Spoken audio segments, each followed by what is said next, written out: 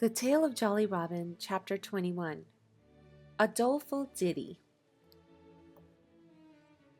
Jolly Robin often complained about the wailing of Willy Whip Poor Will. Willy lived in the woods, which were not far from the orchard, and it was annoying to Jolly to hear his call. Whip Poor Will, repeated over and over again for some 2 hours after Jolly's bedtime. Neither did Jolly Robin enjoy being awakened by that same sound an hour or two before he wanted to get up in the morning. And what was still worse, on moonlight nights, Willy sometimes sang his favorite song from sunset to sunrise. "What a doleful ditty," said Jolly Robin.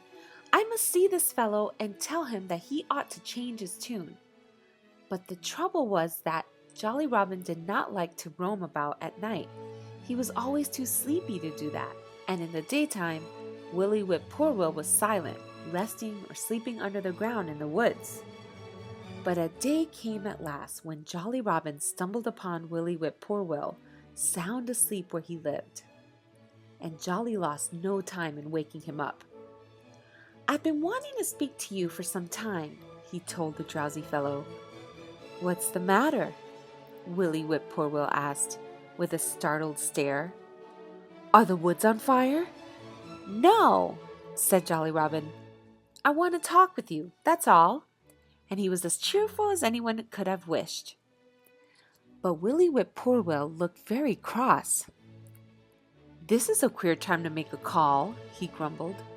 "I don't like to be disturbed in broad daylight. I suppose everybody knew that midnight is the proper time for a visit." "But I'm always asleep then," Jolly Robin objected. "Unless it's a moonlight night and you happen to be singing on my side of the woods." Willy Whip Poor Will looked almost pleasant when Jolly said that. "So you stay awake to hear me?" he exclaimed. "I see you like my singing." Jolly Robin laughed because Willy had made such a funny mistake. "You're wrong," he said. "In fact, I'd been wanting to talk with you about that very thing. I want you to change your song, which is a very annoying one. It's altogether too disagreeable. I'll teach you my cheerily cheer up song. You'll like it much better, I think. And I'm sure all your neighbors will. Why not learn the new song right now?" Jolly asked. But Willy Whip Poor Will made no answer. Looking at him more closely, Jolly Robin was amazed to see that he was sound asleep. "Here, wake up!" Jolly cried as he nudged Willy under a wing. Again, Willy Whip Poor Will sprang up with a bewildered expression. "Hello?" he said. "What's the trouble? Did a tree fall?" "You went to sleep while I was talking to you," Jolly Robin exclaimed. "Oh," said Willy Whip Poor Will. "That doesn't matter. You must be used to that." And the words were scarcely out of his mouth before he had fallen asleep again. Jolly Robin looked at him in a puzzled way. He didn't see how he could teach Willy his cheerily cheer-up song unless he could keep him awake.